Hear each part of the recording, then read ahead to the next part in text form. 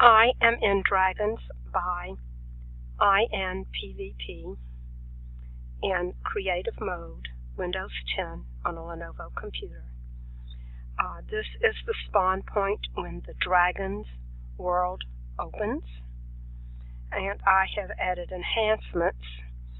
The player is provided with a chest and with useful tips. Dragon cookies, dragon manuals, and cooked beef are provided. I have added a chest for the targeting device, which is not enhanced, but in additional play of this game, there are several enchanted books that provide enchanting, and one of those books is Lure, L-U-R-E, which applies only to fishing rods in regular Minecraft. The targeting device is based on a fishing rod, so I added that to enhance gameplay. The signs for dragon gear were very confusing. The armor on the armor stand was not enchanted. I read these signs and tried to figure out the closest enchantment that would be appropriate, and I added enchanted armor for potential multiple play with others. I chose Protection 4 because for several items, for the helmet, the chest plate, and the leggings, and for the boots, I chose Frostwalker. And based on what would give the protection that the signs allude to, and it seemed like just the plain protection included fire, falling, and some other types of damage to the player, so as protections, so I chose that. For the boots, this stated boots will double the wearer's walking speed. The only thing I found that could do that was the Frostwalker enchantment, so that is what I did. So I don't know if different people and the developers worked on this game and if they thought this would be sufficient. For me, this was a disappointment to struggle to figure this out. And some of the wording doesn't really match some of the other enchantments that do come up during the course of the game as enchanted books within several of the chests. Next, we get introduced to the dragons. Sentinel is based on a bat.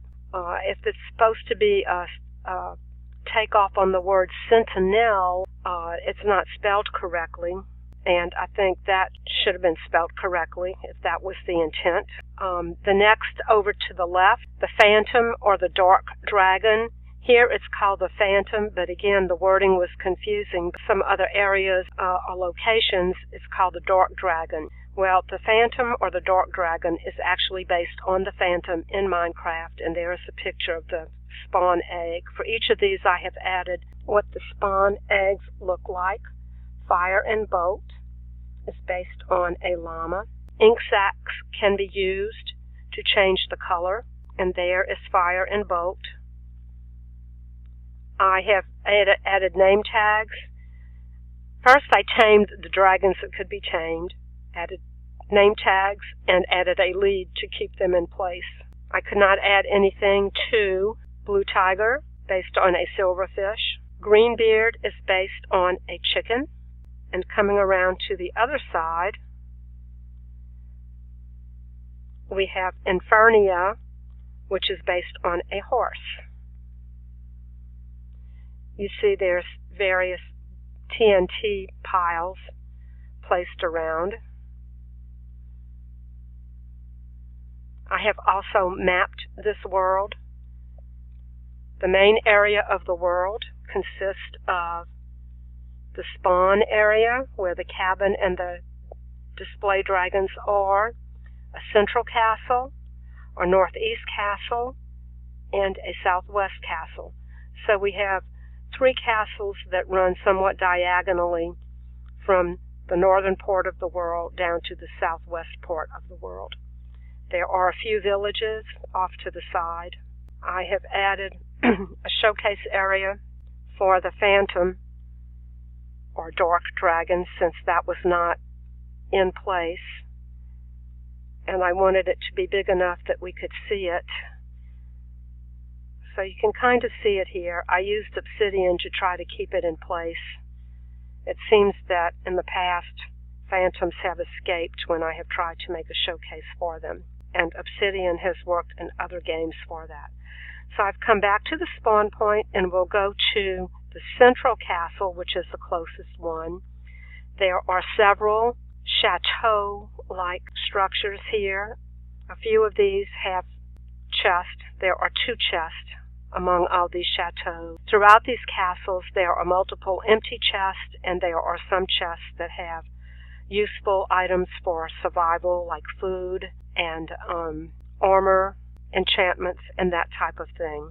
Navigating or exploring these castles is somewhat complicated because there's really no one entrance that you can enter and go entirely from room to room. Some of the separate entrances will take you around to different parts of the castle. Here is the button to summon the dark dragon, and here is the area of the map where we are located. So we are in the northern part of the central castle, which actually spans 2 maps. We're in the top portion of that. To the north, somewhat northeast, this is the northmost castle, and although the visibility is not great in the distance, I was able to spot this summon button to summon the dark dragon. I don't like to be in survival or even adventure mode because I don't want the dragons to come out and destroy everything and be blowing fire and catching all these nice structures on fire. Okay, watch here as I go down.